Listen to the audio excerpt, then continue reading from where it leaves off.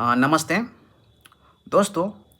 कोई भी लोग है ना जिसका उम्र 50 और 60 के बीच में, चाहे 60 से ऊपर है ना, चाहे 65 है ना, 70 हो गया, तो वो लोग जनरली कंप्लेन करते हैं कि मुझे दूर देखने में समस्या आ रहा है।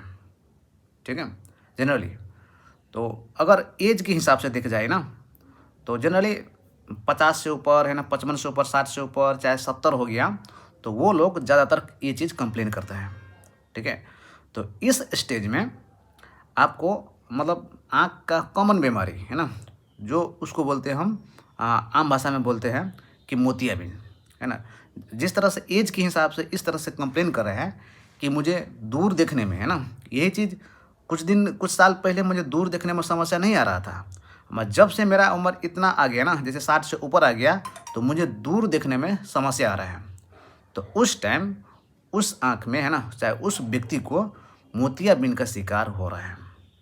ठीक है, जनरली देखिए, दूर देखने में तो बहुत सारा फैक्टर है कि मतलब दूर ना दिखाई दे, है ना। कभी कभी माइनस का भी चश्मा आता है वो चीज़। तो जब माइनस का चश्मा रहता है ना, तो उसको भी दूर देखने में समस्या आता है। तो ये जनरली आपको है ना बच्चों में पाया जाता है चीज़। ठीक है, मैं ये चीज़ बोल रहा हूँ, जो व्यक्ति का कि मतलब 60 से उम्र है ना, 60 से ऊपर, चाहे 55 से ऊपर उसका एज हो जाता है, तो उस टाइम जब वो व्यक्ति कंप्लेन कर रहा है कि मुझे दूर देखने में समस्या आ रहा है, कि जो भी जैसे हम रोड पे चल रहे हैं, गाड़ी चला रहे हैं ना, कुछ भी काम कर रहे हैं ना, बाहर जाके इन्वायरमेंट में, तो उस टाइम मुझे जितना शार्पनेस इमेज होना चाहिए, शार्पनेस दिखाई देना चाहिए, रोशनी होना चाहिए, तो उस टाइम मुझे हैजीपन दिखता है ना, धुंधला धुंधला, है ना, धुंधला धुंधला दिखाई देता है। तो उस टाइम यही समझ सकते हैं कि उस व्यक्ति को आँख में मोतियाबिंद का लक्षण शुरुआत हो जाता है।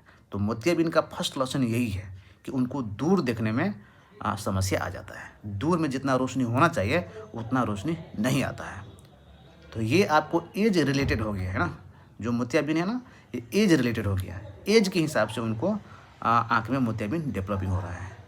ठीक है, तो मोतियाबिंद का सक्सेस इलाज है अभी सर्जरी, है ना। सर्जरी में क्या किया जाता है दोस्तों, जो मोतियाबिंद होता है ना, वो मोतियाबिंद को एक मशीन से निकाल के और उस मोतियाबिंद के जगह पे एक जो ह्यूमन निर्मित है ना, मैन निर्मित है ना, जो हम लोग फैक्ट्री में मनुष्य बनाता है, तो वो लेंस उस जगह पे रख देता है। तो इसका यही सक्सेस सर्जरी यही है। ठीक है, मोतियाबिंद को इलाज करने के लिए आपको ऑपरेशन ही कराना होता है ना।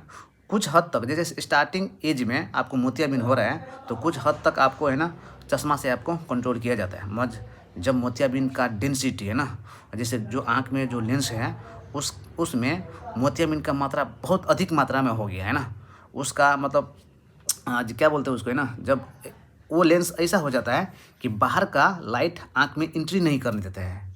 ठीक है, मोतियाबिंद इतना डेंसिटी हो जाता है कि बाहर का लाइट है ना ब्लॉक ही कर देता है। तो उस टाइम में आपको ऑपरेशन ही करना होता है।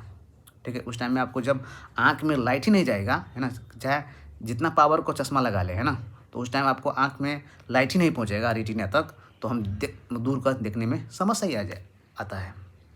ठीक है, तो इसका इलाज यही है कि जब मतलब आपको चश्मा से भी काम नहीं कर रहे हैं, ठीक है, आपको चश्मा से आपको जब मोतियाबिंद हो जाता है, चश्मा लगाने के बाद भी आपको दूर का ऑब्जेक्ट देखने में समस्या आ रहा है, तो उस टाइम में ऑपरेशन ही करना ज़रूरी होता है। ठीक है, क्योंकि मोतियाबिंद में आपको है ना, अगर टाइम पे ऑपरेशन नहीं कराएंगे ना, तो उस टाइम भी आपको मोतियाबिंद का एक मतलब स्टेज होता है।